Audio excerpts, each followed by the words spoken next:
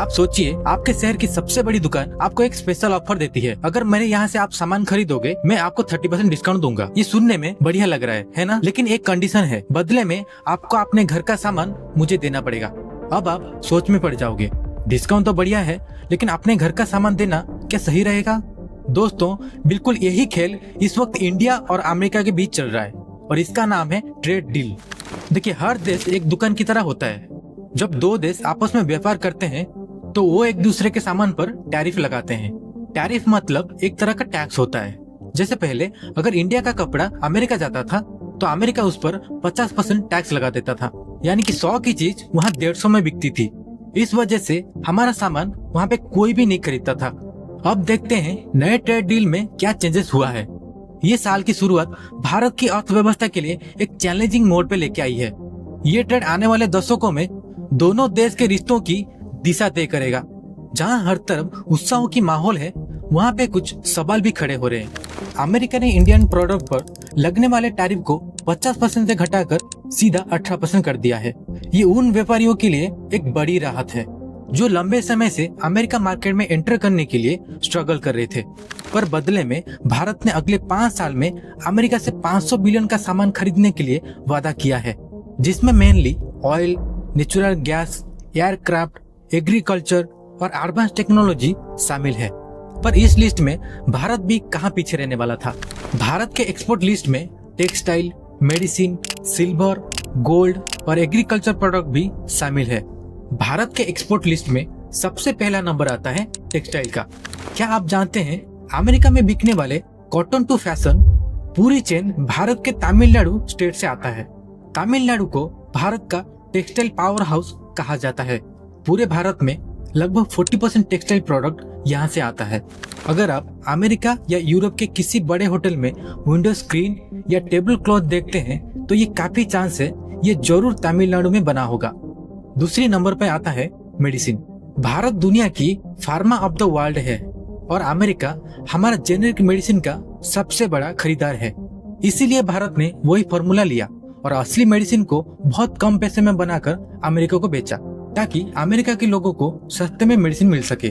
और ये रहे मेडिसिन लिस्ट। पहले नंबर पे है एंटी कैंसर ड्रग्स, सेकंड पे है डायबिटीज मेडिसिन, थर्ड पे है एंटीबायोटिक्स और फोर्थ पे है एंटी इंफ्लेमेटरी पैरासीटामोल जैसे कॉमन दवाइयाँ।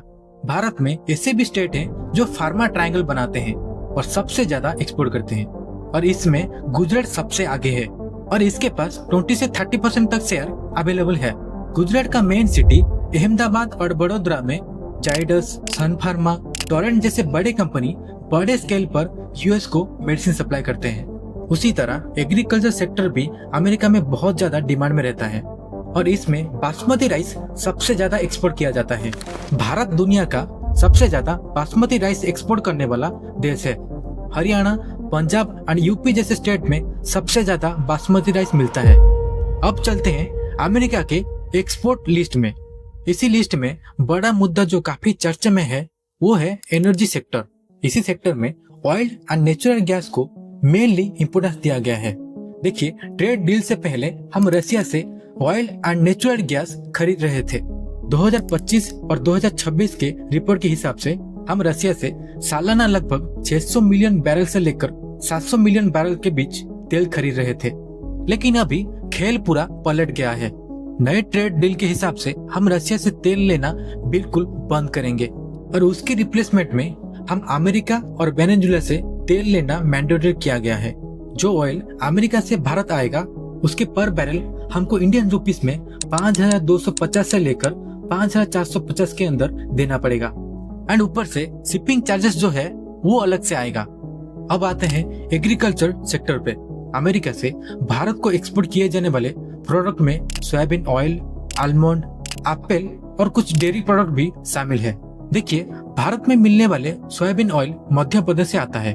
इसका परसेंटेज कुछ 45 से लेकर 50% के बीच रहता है।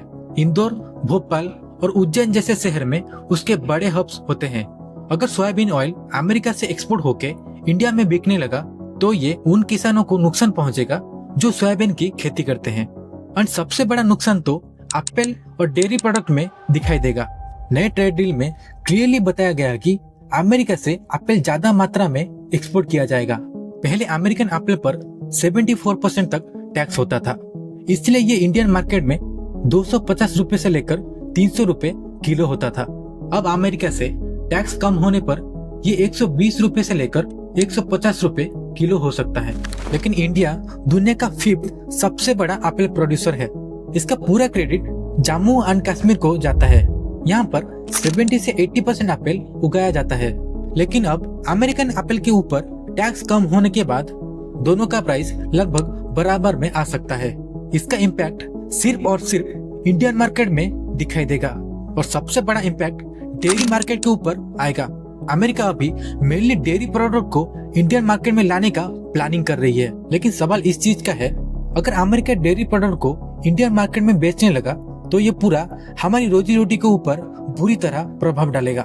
भारत दुनिया का सबसे बड़ा मिल्क प्रोड्यूसर है। लगभग 8 करोड़ से ज्यादा किसान परिवार डायरेक्ट इसमें जुड़े हुए हैं। अगर अमेरिका का डेयरी प्रोडक्ट इंडियन मार्केट में बिकने लगा तो ये सीधा सीधा 2 से 3 करोड़ किसान परिवार के ऊपर इम्पैक्ट डालेगा। जो मेन मुद्दा अब चर्चा में है वो है कि अमेरिका के गाय जो होते हैं वो नॉनवेज खाते हैं। क्या ये डेयरी प्रोडक्ट हम अपने खाने में यूज कर सकते हैं? क्या ये हमारा धर्म के विरुद्ध नहीं जाता?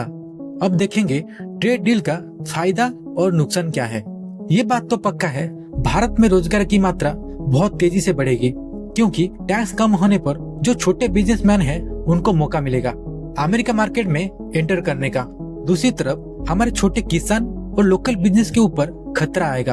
अमेरिका चाहता है कि अमेज़न और वॉलमार्ट जैसी कंपनी को ज्यादा छूट मिले। इससे हमारे शहर के छोटे दुकानों का धंधा मंदा हो सकता है। तो दोस्तों, ये थी पूरी कहानी। तो आपको क्या लगता है, ये डील इंडिया के लिए वरदान है या अभिशाप? कमेंट में अपनी राय जरूर बताना।